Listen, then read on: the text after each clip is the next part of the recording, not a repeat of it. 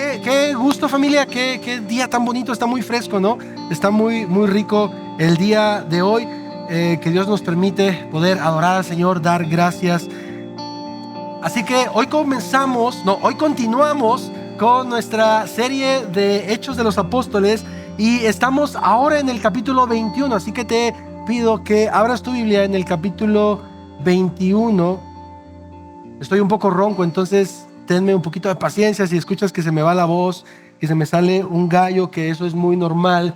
Pero bueno, vamos a comenzar. Estamos en Hechos capítulo 21 y vamos a estar viendo del versículo 1 al versículo 17. Hace 15 días yo te dije, o hace 3 semanas, no recuerdo, yo te dije que de ahora en adelante, a partir del capítulo 20, íbamos a estar dando un poco de pasos agigantados, íbamos a estar avanzando un poco más rápido en el libro de Hechos, porque hay historias, muchas gracias, hay historias de Hechos que tienen una continuidad de más de un capítulo, y por esa razón en algunas ocasiones íbamos a estar meditando en pasajes un poco largos. En esta ocasión es una excepción y vamos a estar usando la dinámica que normalmente hacemos, que es una porción relativamente pequeña de 17 versículos, así que vamos a estar meditando. Y para los que nos acompañan por primera vez, bienvenidos, primera o segunda vez, gracias a Dios por que el Señor permite que puedas estar en esta mañana aquí. Así que permíteme orar y comenzamos, pero antes déjame tomar un poquito de agua. Padre, gracias porque tú eres bueno, Señor, y porque por ti, para ti, estamos hoy en esta mañana, Señor. Gracias por cada hermano y por cada visita, Señor, que está en este lugar. Gracias porque es a través, Señor, de tu gracia que nosotros podemos reunirnos, Señor, que podemos disfrutar de este hermoso día, que podemos disfrutar de la compañía de hermosos hermanos, Señor, de poder cantar junto a ellos. Pero ahora, Señor, pasamos a este tiempo que es un tiempo en el que queremos escucharte a ti a través de tu palabra. Señor, por favor, recuérdanos eso, que lo que nosotros estamos a punto de hacer es escuchar tu palabra. Te rogamos por sabiduría, te rogamos por discernimiento. En Cristo Jesús oramos. Amén. Mis hermanos, hace 8 días, Julio nos compartió Hechos capítulo 20, un pasaje un poco largo, y a mi parecer, lo que vimos hace 8 días es uno de los capítulos en Hechos más conmovedores, diría yo. Hace 8 días vimos en Hechos capítulo 20 específicamente la despedida de Pablo a los pastores o líderes de Éfeso como uno de los momentos más emotivos, al menos en los últimos capítulos. El apóstol Pablo está hablando con los líderes. Recordamos que él ya no quiere bajar a Éfeso, sino que manda a llamar a los pastores y los manda a llamar a Mileto, ¿cierto? Una ciudad que estaba arribita de Éfeso. Y él comienza a decirle a estos hermanos algo que quebranta sus corazones por completo y les dice: ya no me van a volver a ver. Quiero decirles que esta es la última vez que me verán. No sé si a alguno de ustedes alguna vez les ha tocado separarse de alguien, porque ese alguien, o tal vez tú, te vas a un lugar lejano. Para los que tienen familia lejos, incluso en otro país, ¿cómo se siente? ¿Cuál es ese sentimiento en tu corazón? ¿No es acaso de dolor y de angustia si es que alguien te llegara a decir: quiero decirte que esta es la última vez que me vas a ver? Bueno, esto es lo que estaban experimentando no solo Pablo, sino los pastores de Éfeso. Él estaba a punto de comenzar un viaje sin saber a ciencia cierta lo que le esperaba. Dice: yo lo único que sé es que el Espíritu Santo me garantiza aflicción y cadenas, pero de ahí en fuera no sé qué va a pasar. Y así es como termina nuestra historia, mis hermanos. Nuestra historia de Hechos capítulo 20 termina con una escena de dolor y de llanto, con un grupo de hermanos, dice Lucas, arrodillados, llorando unos a otros y con un corazón quebrantado. Pero a pesar de eso, a pesar de ese momento tan difícil, no solo en la vida de Pablo, sino de sus compañeros y de los pastores, él decide tomar esa decisión porque en su mente tiene un propósito mucho más grande que el mantenerse con ese grupo de amigos a los cuales seguramente ama. Un periodo de 2-3 años que estuvo en Éfeso y que para Pablo le quebró el corazón separarse de sus amigos. Él tiene en mente algo mucho más grande. Y de eso estaremos hablando, mis hermanos, en esta mañana en Hechos capítulo 21, versículos del 1 al 17. Lee conmigo el pasaje, por favor. Dice la palabra de Dios, Hechos 21. Después de separarnos, esta es la continuación de lo que vimos hace 8 días. Después de separarnos de ellos, salimos y navegamos con rumbo directo a Cos. Al día siguiente a Rodas y de allí a Pátara. Al encontrar un barco que iba para Fenicia, subimos a bordo y nos hicimos a la vela. Cuando vimos la isla de Chipre, dejándola a la izquierda, navegamos hacia Siria y desembarcamos en Tiro, porque la nave debía dejar allí su cargamento. Después de hallar a los discípulos, nos quedamos allí 7 días, y ellos le decían a Pablo por el Espíritu que no fuera a Jerusalén. Pasados aquellos días, partimos y emprendimos nuestro viaje, mientras que todos ellos, con sus mujeres e hijos, nos acompañaban hasta las afueras de la ciudad. Después de arrodillarnos y de orar en la playa, nos despedimos unos de otros. Entonces subimos al barco y ellos regresaron a sus hogares. Terminando el viaje desde Tiro, llegamos a Tolemaida y después de saludar a los hermanos, nos quedamos con ellos un día. Al día siguiente partimos y llegamos a Cesarea, y entrando en la casa de Felipe, el evangelista, que era uno de los 7, nos quedamos con él. Este tenía 4 hijas vírgenes que profetizaban. Y deteniéndonos allí varios días, descendió de Judea cierto profeta llamado Agabo, quien vino a vernos, y tomando el cinto de Pablo se ató las manos y los pies y dijo: así dice el Espíritu Santo. Así atarán los judíos en Jerusalén al dueño de este cinto y lo entregarán en manos de los gentiles.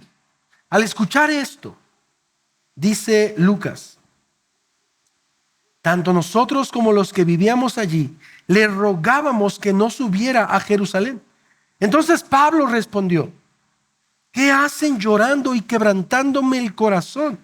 Porque listo estoy no solo a ser atado, sino también a morir en Jerusalén por el nombre del Señor Jesús. Como no se dejaba persuadir, dejamos de insistir diciéndonos que se haga la voluntad del Señor.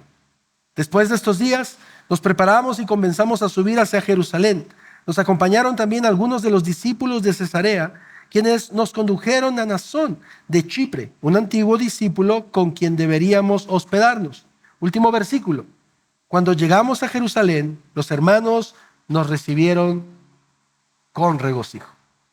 Este, familia, será el texto que estaremos viendo en esta mañana. Y yo he decidido titular este sermón de la siguiente forma. El título de nuestro sermón es Todo por el nombre de Cristo. Ese es el título del sermón de esta mañana. Todo por el nombre de Cristo. Y quiero hablarte de 3 ideas, o específicamente pensaría en 3 características que veo del apóstol Pablo en este pasaje. Y estas 3 características, para que puedan quedar un poco más claras en tu mente, las he decidido, estos títulos en una sola palabra, la cual es convicción, valor y ánimo. Estas son las 3 ideas que quiero que veamos en esta mañana: convicción, valor y ánimo. Creo que de esta manera tal vez vamos a poder aprendernos tal vez las separaciones un poco más claras. Y a modo de pregunta, familia, quiero compartir contigo la idea principal o la idea central que considero se encuentra en el pasaje, que dice lo siguiente: si Cristo dio su vida por nosotros, ¿qué no haremos nosotros por Él? Si Cristo dio su vida por nosotros, ¿qué no haremos nosotros por Él? Quiero hacerte una pregunta. ¿Cuántos de ustedes están enamorados en este momento? ¿Puedes levantar la mano, por favor? Ojo, me está preocupando que estoy viendo a varios matrimonios que tienen la mano abajo. Necesitamos consejería, esposos, esposas. En fin, Cuando estamos comenzando a salir con alguien, o estamos comenzando una relación, o estamos en una relación, nosotros normalmente decimos esta frase: estoy dispuesto a dar todo por ti. Eso es lo que normalmente decimos. ¿Alguno ha dicho esta frase? Sí, seguramente. Incluso hay miles, no estoy exagerando, de canciones que hablan sobre eso. Hay una canción de un compositor que se llama Joan Sebastián. Seguro lo conocen. Es una canción que se llama Eso y Más. Tal vez alguno de ustedes la ha escuchado. No la voy a cantar, no se preocupen. Pero dice la canción o la letra, dice: cruzaré los montes, los ríos, los valles por irte a encontrar, dice la letra de la canción. Pero ¿qué tal cuando les pedimos que escuchen las alabanzas en la semana, verdad? Ahí sí.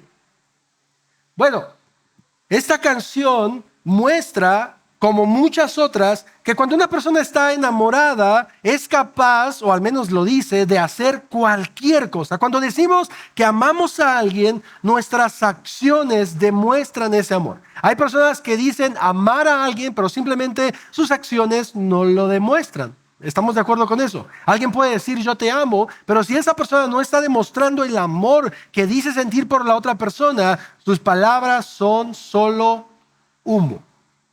Cuando una persona dice amar, de alguna u otra manera, esa persona va a demostrarlo. Algunas personas demuestran su amor por medio de la cocina, otras personas demuestran su amor por medio de los detalles, otras personas demuestran su amor por medio de cuidado, por medio de palabras, por medio de acciones, en fin, de muchas maneras. Pero una persona que dice amar es una persona que actúa como si amara. El amor que tenemos reflejado por alguien se verá reflejado de distintas formas. Es decir, lo que decimos debe tener coherencia con lo que hacemos. ¿Cierto? Cierto. Te digo esto porque en este pasaje encontramos precisamente a un hombre que, con tal de demostrar el amor por alguien, es capaz de cualquier cosa. En este pasaje vamos a encontrar a un hombre que no solamente dice amar a alguien, sino que demuestra ese amor por alguien. Y quiero que a través de estas tres características, mis hermanos, tú y yo podamos ver cómo el apóstol Pablo, que es de quien estamos hablando, está demostrando que el amor que él tiene por Jesús, no solamente, y de hecho voy a adelantarme a la idea central, la cual la vamos a encontrar en el versículo 13, el amor que él tiene por alguien, no solamente dice, me hace que yo sea atado, sino aún morir por ese amor que yo siento. Así que vamos a ver la primera de estas tres características, la cual yo solo titulé para que podamos tenerlo más claro: convicción. Convicción.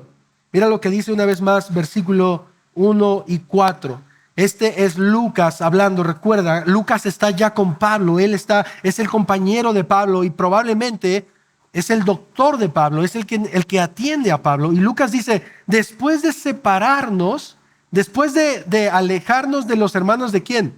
De Éfeso, los que estaban en Mileto. Fíjense, yo vi esta palabra, me llamó mucho la atención porque hay varios comentaristas que utilizan que esta palabra separarnos no solamente es simplemente como un alejamiento. Algunos comentaristas, y me encantó esto que ellos dicen, porque algunos comentaristas opinan que este separarnos tiene una connotación de despegarnos. Después de despegarnos, ¿recuerdas cuál es el contexto de la historia? ¿Qué es lo que estaban haciendo los pastores? Estaban llorando. Y estaban desconsolados, el corazón estaba quebrantado. ¿Te imaginas esa escena? Ellos, dice el pasaje, estaban besando a Pablo, porque había un amor por este hombre tan grande que seguramente estos pastores no lo querían soltar. Y dice Lucas, después de despegarnos, después de separarnos, salimos y navegamos con rumbo directo, número 1, a Cos, al día siguiente a Rodas, de ahí a Pátara. Al encontrar un barco que iba para Fenicia, subimos a bordo y nos hicimos a la vela. Cuando vimos a la isla de Chipre a la izquierda, es decir, no bajaron a la isla de Chipre, simplemente la vieron a su izquierda, navegamos hacia Siria y desembarcamos en Tiro, porque la nave debía dejar allí su cargamento. Después de hallar a los discípulos, nos quedamos allí 7 días y ellos le decían a Pablo por el Espíritu que no fuera a Jerusalén. Pablo se había despedido de los pastores en Mileto, como lo dije y lo voy a estar repitiendo, de hecho un momento sumamente emotivo, un momento no solamente difícil para los pastores, sino también para Pablo, y es tan emotivo este momento que obviamente Lucas lo está recordando, dice, nos separamos de ellos y después comenzamos a viajar hacia nuestro destino, que era Jerusalén. Eso es lo que vemos en esta sección, mis hermanos. Y sabes, esto me hizo pensar de alguna manera que ni siquiera es como el énfasis o algo que nosotros debamos hacer, un imperativo, se me había olvidado la palabra, pero esto me hace reflexionar mucho en cómo el amor entre las personas y el amor entre hermanos es increíble cuando se fundamenta en Cristo. Cuando nosotros encontramos relaciones profundas en el Señor y podemos llamar a algunos hermanos, no solamente hermanos en Cristo, sino amigos, porque no me dejarán mentir.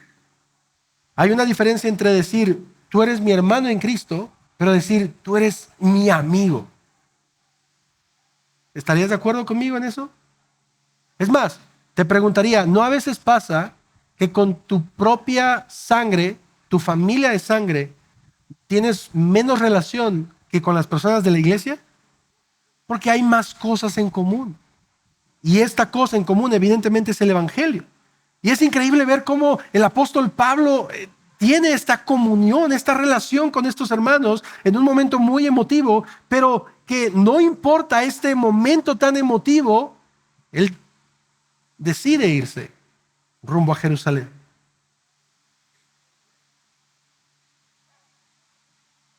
Ahora, yo me preguntaba, normalmente cuando yo estudio el texto y transcribo el texto, hago un ejercicio que es, le hago preguntas al texto. Es como yo pregunto y yo mismo me respondo. Pero yo le hago preguntas al texto y yo decía, ¿por qué para Pablo no fue más fácil quedarse en Éfeso? ¿Hubiera pecado Pablo al quedarse, pastorear la iglesia o plantar otras iglesias en diferentes ciudades? Yo creo que la respuesta es no. Pablo no hubiera pecado si él hubiera dicho, en lugar de ir a Jerusalén, mejor me quedo en esta iglesia, en Éfeso. Ya estuve 2-3 años, mejor me quedo aquí toda la vida, echo raíces, sigo discipulando, que esta iglesia sea como la iglesia de Antioquía, una iglesia que envíe, o la iglesia de Jerusalén. Pero veo en el apóstol algo que me llama la atención y por eso he decidido titular así este punto. Veo una convicción en este hombre, veo un objetivo, un propósito en este hombre que a pesar de su comodidad y aún a pesar de abandonar relaciones profundas, Pablo decide viajar a Jerusalén. Y lo más loco, mis hermanos, es que él decide viajar a Jerusalén aún sabiendo lo que le esperaba. No sé tú, pero en verdad yo hubiera escogido la opción A que te mencioné hace un momento. Me quedo en Éfeso, me establezco, sigo plantando iglesias, crezco, hago crecer a otros y estoy cómodo. Pero por el pasaje que Julio nos predicó hace 8 días, podemos ver que él traía algo en mente. Incluso desde el capítulo 19, pero específicamente en Hechos capítulo 20-22, él dice lo siguiente: voy a Jerusalén. Voy a ir a Jerusalén. No sé lo que me espera, excepto estas 2 cosas, pero no sé bien lo que me espera, pero voy a ir para allá. Y fíjate lo interesante de nuestro pasaje, que a veces uno se pregunta por qué el autor Lucas, y de hecho esa pregunta se la hice a mi grupo comunitario este jueves, ¿por qué creen que el autor Lucas decide poner todos los nombres de las ciudades? ¿No hubiera sido más fácil, tomamos el barco y después llegamos a Jerusalén? ¿Y por qué?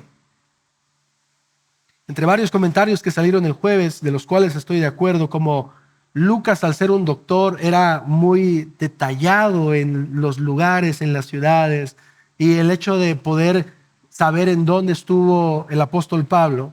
Primero estuvo en Rodas. De hecho, primero dice, estuvo en Kos, ¿cierto? No sé si conocías esta ciudad, yo lo investigué en esta semana, pero esta ciudad es la cuna o el hogar de Hipócrates.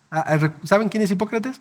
¿Han escuchado del juramento hipocrático? Bueno, Hipócrates es el padre de la medicina y de ese lugar es Hipócrates, obviamente mucho tiempo antes de Pablo. Pero pasa por Cos, luego pasa por Rodas, por Pátara, por Fenicia. Dice, toman un barco, se suben, zarpan, desembarcan, se quedan una semana. Esto a mí me llama la atención, mis hermanos. Y lo que yo puedo ver en cada una de estas ciudades es que bien el apóstol Pablo pudo haber dicho, en esta ciudad, en Cos, necesitamos una iglesia. Porque al menos no aparece una iglesia en el libro de Hechos. Después llega a Rodas y no tenemos al menos textualmente, una iglesia en Rodas. Después va a Fenicia y a este otro lugar. El apóstol Pablo hubiera dicho, ¿y si mejor me quedo aquí otros 2 años? Y después de Cos va a Rodas, ¿y si aquí me quedo 3? Mis hermanos, este hombre tenía una convicción clara, tenía un propósito hacia dónde iba a ir. Lo que a mí me muestran estas ciudades es que el apóstol Pablo, y no sé si lo sabías, pero ellos tenían que zarpar en la mañana y tenían que quedarse en la noche, obviamente por el tema del clima y por el tema del viento. Pero lo que hace este hombre está yendo de una ciudad a otra, pero pienso que en su corazón él tiene una ciudad en mente, que es Jerusalén. Va en un lugar, está un día, en otro está en otro día. De hecho, lo que dice Lucas, que en Troas se quedan 7 días, no es porque ellos quieran en un principio, sino porque el barco tiene que quitar todo, su desembarque se dice, tiene que desembarcar, tiene que quitar todo el peso. Por eso es que se queda una semana ahí, pero yo veo esto en el apóstol Pablo. Hay una convicción, mis hermanos, en este hombre. Este hombre era un hombre de convicciones. Pablo tenía muy en claro lo que quería hacer. De nuevo, él fácilmente, y no hubiera pecado, pudo haberse quedado en cada ciudad. Plantar una iglesia, evangelizar lo que él sabía hacer. Pero no es así. Él se va moviendo hasta llegar a su destino. Mira lo que dice el versículo 4. Ellos llegan a Troas, se quedan allí una semana y dice, después de hallar a los discípulos, nos quedamos allí 7 días. ¿Por qué? Porque el barco tenía que quitar todo lo que llevaba de peso. Y mira lo que los discípulos le dicen a Pablo. Ellos le dicen, por el Espíritu, ahorita vamos a hablar de eso, que no fuera a Jerusalén.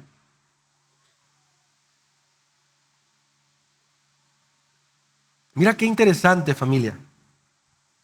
Llegan a Tiro. Al parecer hay una iglesia ahí. Se cree que esta iglesia se estableció después de Hechos capítulo 8, cuando comienza la persecución después de la muerte de Esteban. ¿Recuerdas? Esteban muere, comienzan a perseguir a los cristianos se esparcen y entonces es probable que en estos lugares hayan comenzado iglesias o al menos grupos pequeños de creyentes. Pero hay algo que debe llamar nuestra atención, porque de hecho aparece en nuestro pasaje una vez más. Porque el pasaje dice que los discípulos le dicen a Pablo por el Espíritu, y este Espíritu está en mayúsculas, que no fuera a Jerusalén. Es decir, parece ser que el texto estuviera diciendo que el Espíritu Santo le está diciendo a Pablo que no vaya a Jerusalén, que no se dirija a ese lugar. Y entonces tú y yo podríamos preguntarnos, entonces, ¿Pablo está desobedeciendo a Dios con tal de seguir su convicción? Ahora, déjame hacer un paréntesis. Pablo es un pecador, o fue un pecador, como tú y como yo. Es un hombre con debilidades. Y de hecho, uno, a mi parecer, puedes estar en desacuerdo conmigo, pero de sus errores, tanto de él y de Bernabé, que cometieron fue, ¿qué? Separarse por un problema que fácilmente pudo haberse arreglado.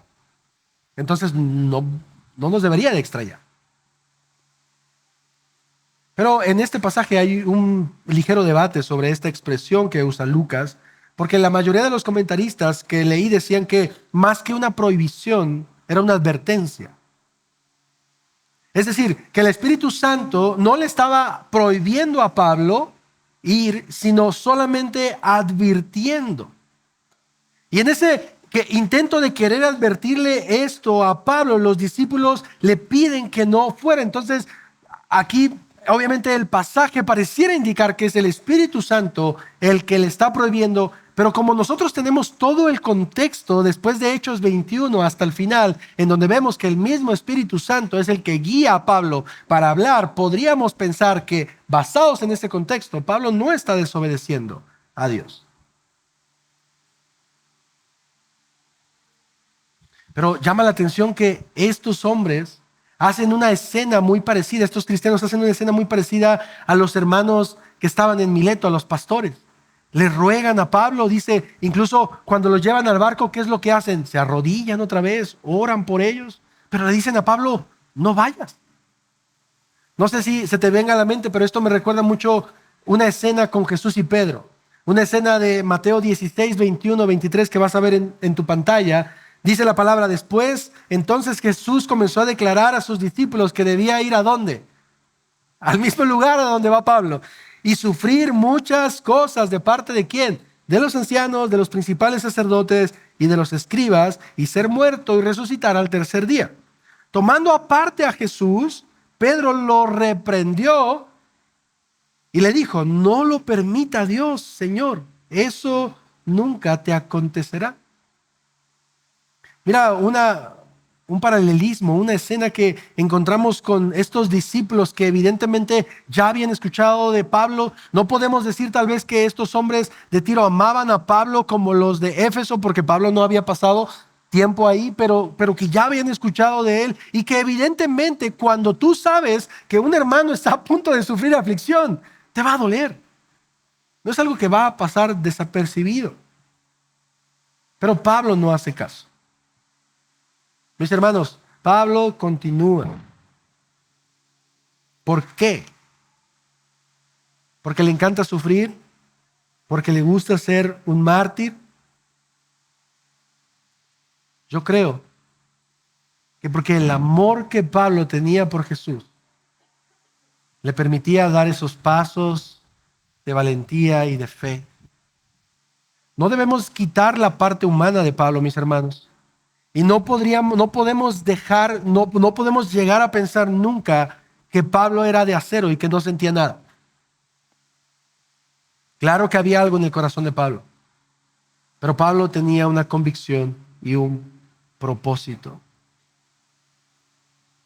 Y en segundo lugar, algo que quiero que podamos ver es que el apóstol Pablo no solamente tenía convicción, era un hombre de valor también. Era un hombre que a pesar de que él tenía estos temores y estas debilidades como cualquier otro, él iba hacia su destino. No solo vemos convicción en Pablo, vemos también valor. Mujeres, ¿cuántas de ustedes les gusta que sus esposos sean valientes? Esta es una cualidad, por supuesto, que hay en hombres y mujeres. Y esto que estoy a punto de decir no tiene que ver nada con machismo y feminismo, por favor, pero en la mayoría de los casos, el valor a circunstancias difíciles o a situaciones de peligro se ve más evidente en los hombres que en las mujeres. Ahora, noten que estoy diciendo en la mayoría, antes de que me juzguen. Pero, y les pregunto, mujeres, ¿a cuántas de ustedes les gustaría tener un esposo que todo el tiempo esté así como teniendo miedo y no queriendo hacer las cosas? Yo creo que a nadie. Y si bien esta característica está presente tanto en hombres como en mujeres, podemos ver que en este hombre es una característica muy presente. Lea conmigo versículos 7 al 9, por favor. Mira lo que dice la palabra. Terminando el viaje desde Tiro, llegamos a Tolemaida y después de saludar a los hermanos, nos quedamos con ellos un día. Al siguiente día partimos y llegamos a Cesarea y entrando en la casa de Felipe el evangelista, que era uno de los 7, nos quedamos con él. Este tenía 4 hijas vírgenes que profetizaban. Entonces, Pablo está viajando y se tiene que quedar una semana en Tiro porque el barco tiene que bajar toda su carga. Los hermanos le piden que no vaya. Pablo no hace caso, continúa su camino, llega a Tolemaida. Después de quedarse ahí otro día, va a Cesarea. Ya está muy cerca de Jerusalén. De hecho, si recuerdas en los evangelios, Jesús fue a Cesarea también. Entonces, Pablo y sus compañeros, Lucas y los demás, llegan a una casa de un hombre conocido ya por nosotros. ¿Recuerdas Hechos capítulo 6 cuando hubo un problema, una discusión y entonces las viudas se me fue la palabra, de los que no eran de Jerusalén o que eran de Jerusalén pero no nacidos ahí, helenistas, ahí está la palabra, se empezaron a quejar? ¿Por qué a nuestras viudas no les dan de comer también? ¿Recuerdas? Y entonces, ¿qué es lo que hacen los apóstoles? Escogen a 7 diáconos. Uno de estos diáconos es Felipe. No solamente es uno de los diáconos, es el pionero, mis hermanos, del evangelismo a personas gentiles. Él comenzó a predicar a los samaritanos, pero también comenzó a predicar ¿a quién? ¿Recuerdas? Al eunuco. Él fue el hombre que le predicó al eunuco y lo bautizó. Mira conmigo Hechos capítulo 8, versículo 40, esta breve historia después de que Felipe bautiza al eunuco.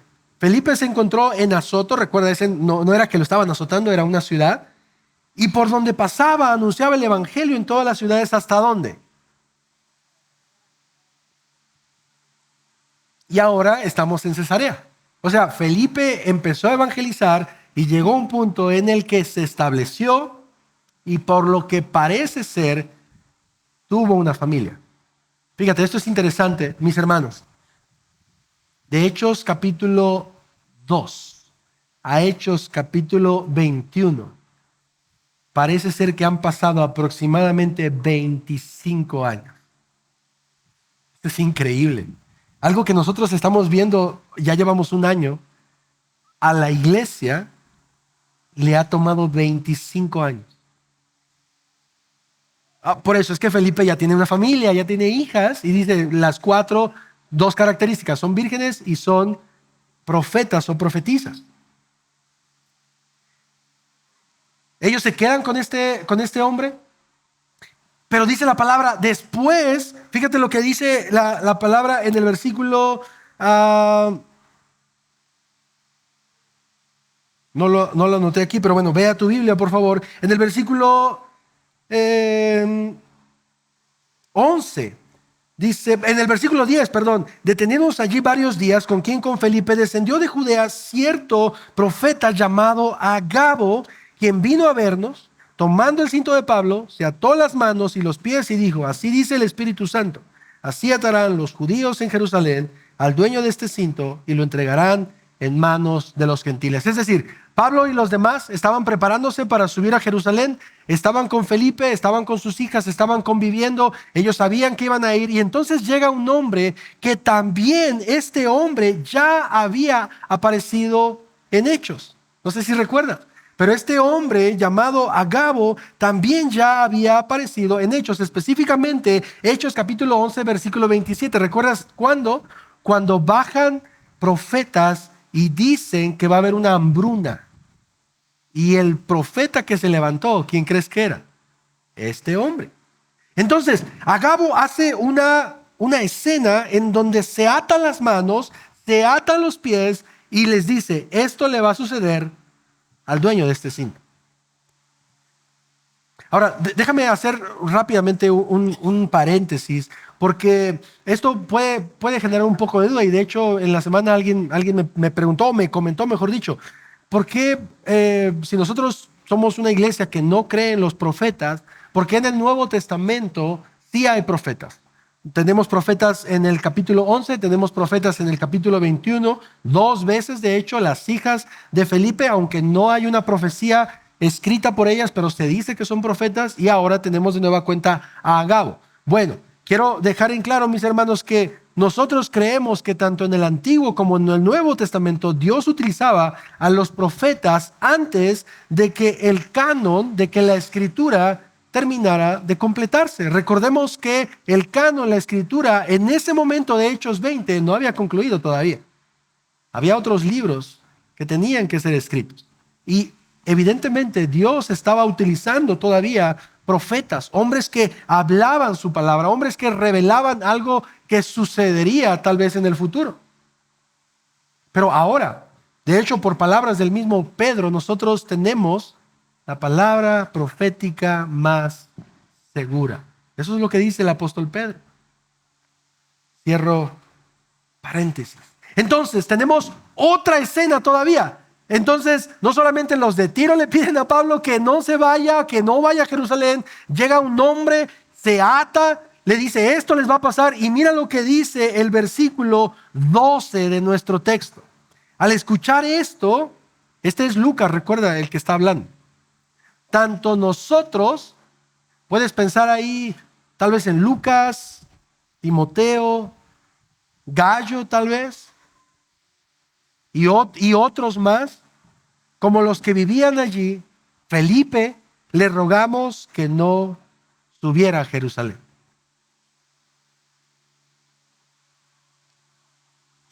No sé tú, pero en este pasaje yo estoy viendo como que de alguna manera todos están en contra de Pablo. O sea, en el buen sentido, creo que me entiendes, pero nadie quiere que Pablo vaya a Jerusalén. Él es el único loco que quiere ir. ¿Te das cuenta? Los de Éfeso, los de Tiro, ahora los de Cesarea, todos. Por favor, Pablo, no vayas. Mira cómo Agabo, incluso al igual que con los hermanos de Tiro, dice la palabra que Pablo habló, ¿por qué? Por el Espíritu. Nota cómo el Espíritu no le prohíbe a Pablo ir, sino que le advierte. Esto es lo que te va a pasar. Pablo, no vayas.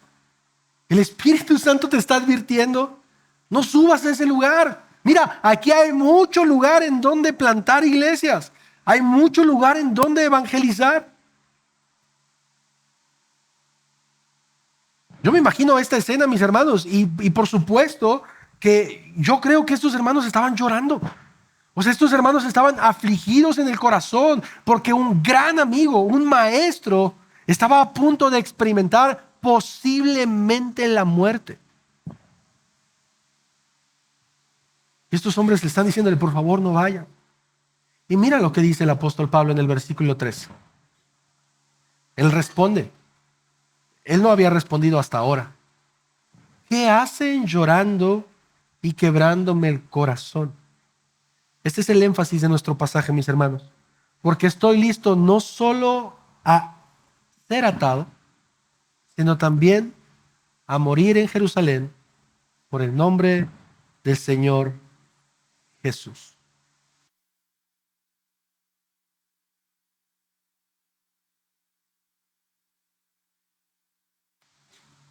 Pablo responde. Yo hace ratito decía, seguramente estaban llorando, no me acordaba de lo que seguía. Claro que estaban llorando. Frente a él. No vayas, por favor. Imagínate esa escena. Una escena que quebranta el corazón. Y Pablo se para en medio de ellos y les dice, mis hermanos, ¿qué hacen llorando? ¿Qué hacen quebrantándome el corazón? Ahora, yo encontré algo con lo cual cambia un poco. A mi conveniencia hubiera sido tal vez mejor utilizar estas palabras de quebrándome el corazón, pero encontré una definición de esta expresión que más que un quebrar en el corazón, porque recuerda que los judíos tenían una interpretación diferente del corazón que la que tenemos nosotros. Pablo parece ser que lo que está diciendo en estos versículos es tratando de poner traba a mi objetivo.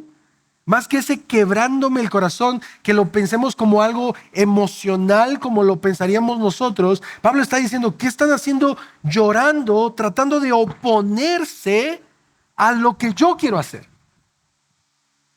No deja de ser emotivo, claro que no, pero lo que podemos ver en este pasaje, mis hermanos, es que el apóstol Pablo tiene tan en claro una visión, un propósito, y es un hombre que a pesar de su humanidad, tiene valor para decir, yo no solo estoy dispuesto a ser golpeado por Jesús, como ya lo ha sido antes.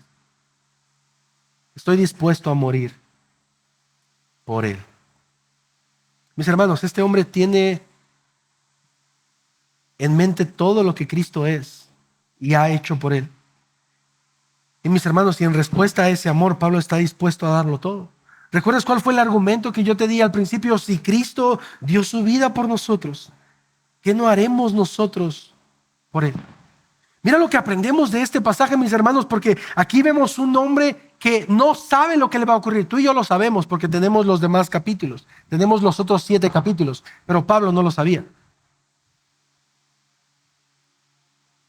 Pero este hombre estuvo dispuesto a dar todo por la causa de Cristo. Y déjame preguntarte algo, porque esto sin duda es algo que Dios trabajó en mi corazón, y quiero que trabaje también en el tuyo. Pero si yo te pregunto que si tú amas a Cristo, al menos los que se dicen creyentes de este lugar van a levantar la mano y van a decir sí. Pero la siguiente pregunta que yo te haría es, al igual que Pablo, ¿tú estarías dispuesto a dar todo y hacer todo por Cristo? Y ahí tal vez las manos van a bajar. Porque muchos podemos decir, ¿recuerdas cuál fue lo primero que te dije como ilustración? Muchos podemos decir, yo te amo, pero a veces nuestras acciones no demuestran lo que decimos. A veces podemos decirle a alguien, yo te amo, pero si a esa persona no le estamos demostrando este amor, esas palabras se las lleva el viento. Y eso es lo mismo con Jesús, mis hermanos. Tú y yo podemos decir, Señor, como Pedro, contigo hasta la muerte, pero cuando vienen las aflicciones, cuando viene la persecución, cuando vienen los problemas, cuando viene la oposición de parte de la familia, entonces tal vez ya no amamos tanto a Jesús. Y tal vez nuestras convicciones ya no estén tan rectas, sino empiecen a tomar una curvatura. Pero esto no lo vemos en el apóstol Pablo. El apóstol Pablo no solamente está diciendo que ama a Jesús, está demostrando. Él tiene una convicción, pero también tiene un valor que estoy completamente seguro que no proviene del mismo. Claro que no, proviene de Dios. ¿Por qué lo creo así? Porque eso es lo mismo que la palabra del Señor dice, 2 de Timoteo, capítulo 1, versículo 7. Dios no nos ha dado espíritu de cobardía, sino de poder, de amor, de dominio propio, mis hermanos. Y esto es lo que vemos en el apóstol Pablo. Y como tercera y última característica que yo veo, que va a ser la más breve, veo que el apóstol Pablo no solo tiene convicción, no solo tiene valor, sino también tiene ánimo, pero más que tener ánimo él, yo quiero poner este pasaje que tú y yo lo podamos ver como esto que él tiene anima a otros. Sí, claro, el apóstol Pablo tiene ánimo, pero estas convicciones están animando a otros. Y así es como quiero que lo puedas ver. Versículo 14. Como no se dejaba persuadir, Pablo era muy necio, era testarudo, el apóstol Pablo, como muchos de ustedes, y como yo también, claro. Como no se dejaba persuadir, dejamos de insistir diciendo que se haga la voluntad del Señor. Después de estos días, esto es lo que quiero que veas. No, el pasaje no dice, después de estos días, Pablo se preparó. Lo dejamos ir. ¿Qué dice el texto? Nos preparamos y comenzamos a subir hacia Jerusalén. No solamente los compañeros de Pablo, ¿quién más? Nos acompañaron también algunos de los discípulos de Cesarea, quienes nos condujeron a Nasón de Chipre, un antiguo discípulo. Este antiguo discípulo parece, o algunos comentan, opinan, que incluso puede ser de los 120, ¿recuerdas de Hechos capítulo 1 y 2? Incluso de los discípulos de Jerusalén. Por eso un antiguo discípulo, no se sabe, pero fueron y llegaron a esta casa. Versículo 17, cuando llegamos a Jerusalén, los hermanos nos recibieron con regocijo. Pablo no se deja convencer, pero de manera indirecta convence a otros de ir con él. Fíjate que hacia dónde Pablo se estaba dirigiendo, posiblemente hasta su propia muerte. Y cualquiera que estuviera con él corría el mismo peligro, al igual que con Jesús. ¿Recuerdas esta escena cuando Jesús está en el Getsemaní y lo van a perseguir? ¿Qué es lo que hacen los discípulos? ¿Por qué? Porque estaban con él y como estaban con él, iban a acarrear a todos. Ellos no iban a preguntar, ¿no? Ellos iban con todos. Y mis hermanos, esto es algo que podía pasar también con el apóstol Pablo. Si ellos ya sabían que el apóstol Pablo iba a ser atado y encarcelado e iba a sufrir, qué ilógico, humanamente hablando, que no solamente sus compañeros se desanimen, sino dice la palabra, nos preparamos no solo para ir nosotros, sino los de Cesarea también. No sé si a ti te parezca, pero a mí lo que me parece de este texto es que el apóstol Pablo infunde este ánimo a los demás. O sea, su convicción y su valor es algo que se refleja en las demás personas. Pablo no se dejó persuadir y los compañeros dijeron que se haga la voluntad del Señor. Confiemos en la soberanía del Señor. Confiemos en que Dios está bajo control. Confiemos en que el Señor va con nosotros.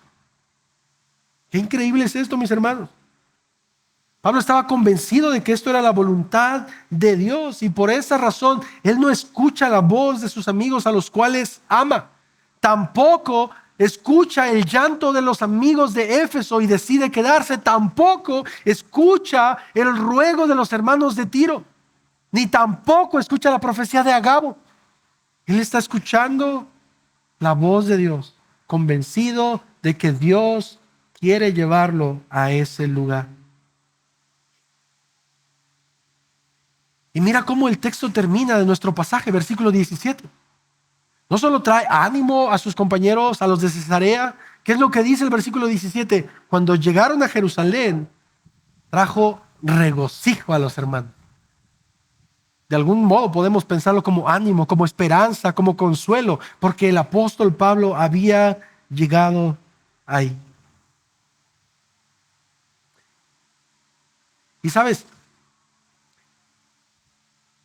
nosotros necesitamos a creyentes también en nuestra vida, como Pablo.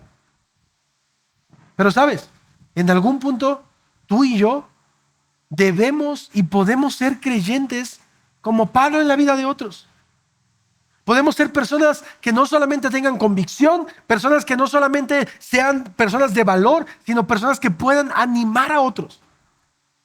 Seguro te ha pasado, has conocido a personas que han animado tu vida cuando tú tal vez estabas desesperanzado, pero ha habido personas que te han dicho, échale ganas, sí se puede, Dios está contigo.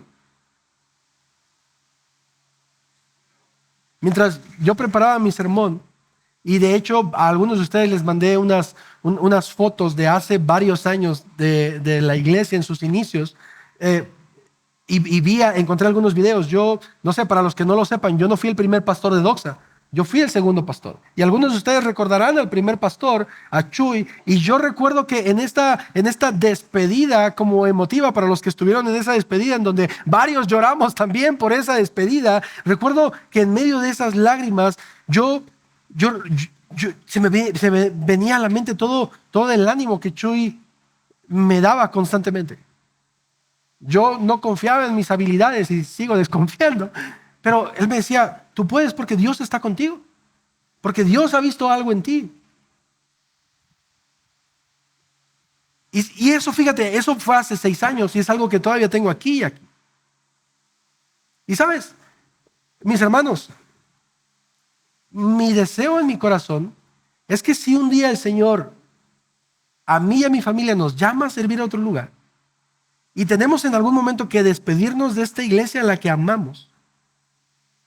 Además de que el corazón se nos va a quebrar en muchos cachitos. Pero yo espero de corazón que además de haberles impartido el evangelio, pueda haberles impartido ánimo a sus corazones.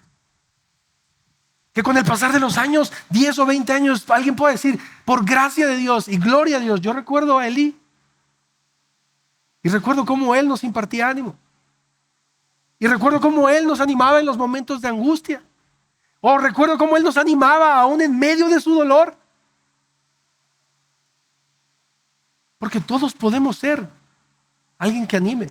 Y todos necesitamos a alguien que nos anime también. Y esto es lo que el apóstol Pablo está haciendo. Considero, y voy a ir cerrando ya, por 2 cosas. Número 1, por obediencia al Padre, pero 2, por amor a Jesús. Este hombre había sido transformado, mis hermanos, a tal punto que su vida ya no era importante en comparación con la gloria de Dios. Este hombre tenía en mente tanto a Cristo que él decía: mi vida, mis títulos, mi conocimiento, mi propia integridad no son nada en comparación con la gloria de Dios.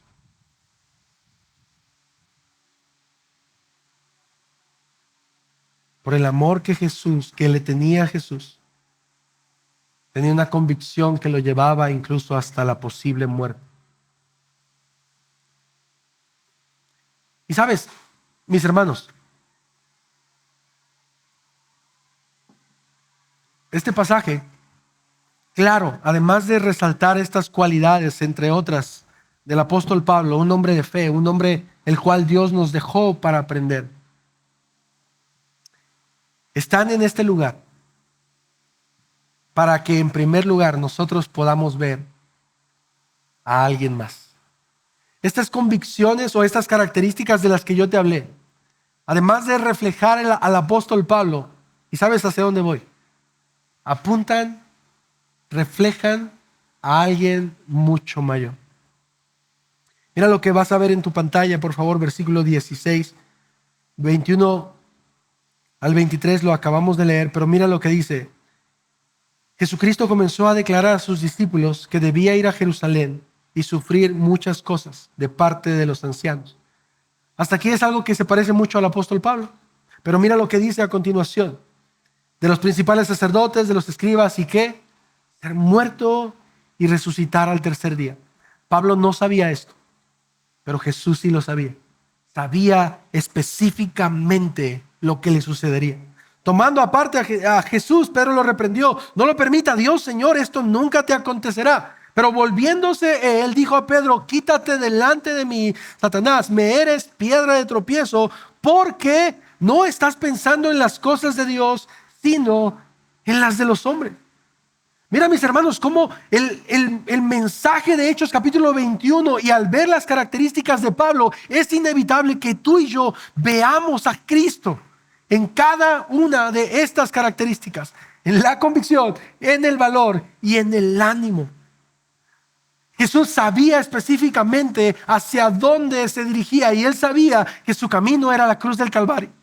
Él sabía que ese camino, el cual le causaría claro sufrimiento, dolor y la misma muerte, era inevitable. Y mis hermanos, y al igual que al apóstol Pablo, no era algo que Jesucristo simplemente lo tomaba desapercibido o incluso sin sentimientos. Es decir, el hecho de que pensemos en Jesús como un hombre de valor no significa que pensemos que Jesús nunca experimentó el temor. ¿Recuerdas esta escena que te mostré o que te dije en el Getsemaní? Vemos a un Jesús tan afligido, dice la palabra, que incluso comenzó a sudar gotas de sangre y a orar al Padre y al decirle al Padre: Señor, yo no quisiera que esta copa pase de mí. Si te es posible, que esta copa pase de mí,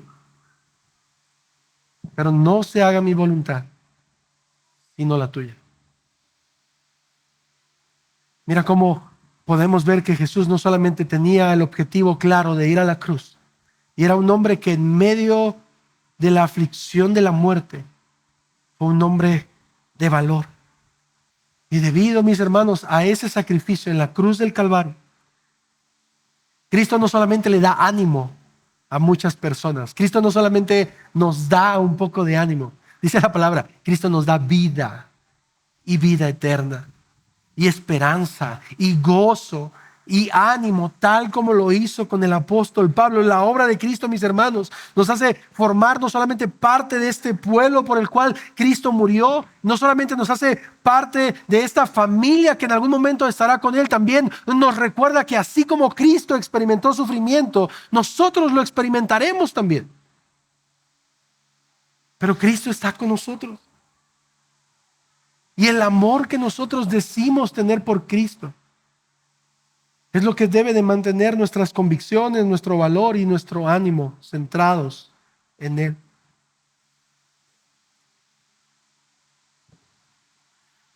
Mis hermanos, te voy a decir una mala noticia y después te voy a decir una buena. La mala noticia es que tú y yo no podemos amar a Cristo como quisiéramos. La mala noticia es que constantemente, todos los días, nosotros estamos haciendo cosas en nuestra vida que demuestran todo menos amor a Cristo. ¿Sabes? Esas ocasiones en las que tienes esos malos pensamientos, eso demuestra que no estamos amando a Cristo. Esas ocasiones en las que ofendes a tu esposo, a tu esposa, a tus hijos, a tu vecino, demuestran que no estamos amando a Cristo lo suficiente. Esos pensamientos, esas acciones, mis hermanos, demuestran muchas cosas, menos que estamos amando a Cristo como deberíamos. Y por esa razón Cristo tuvo que venir a morir por pecadores como tú y como yo.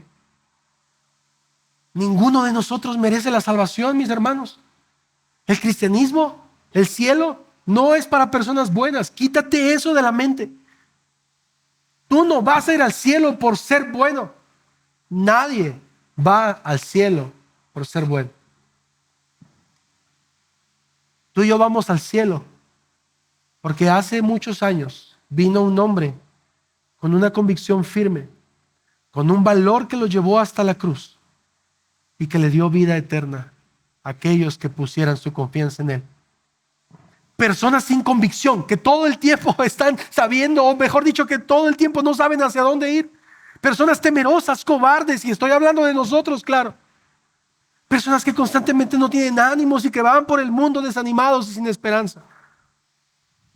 Pero por la obra de Cristo, mis hermanos, es que nosotros ahora podemos decir que podemos amar a Jesús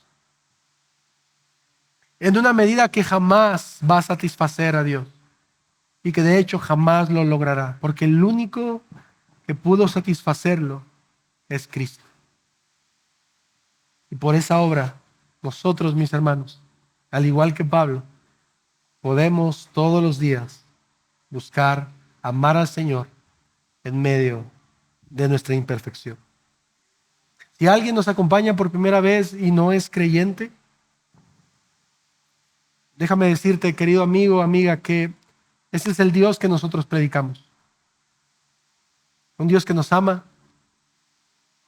un Dios que quiere estar cerca de nosotros, pero un Dios también que es un juez justo y que demanda obediencia y fe, y que esa fe solo proviene a través de Él. Pero es un Dios que quiere que te acerques a Él y necesitas hacerlo. Si tú quieres salvar verdaderamente tu vida, dice la palabra que es solo a través de Cristo.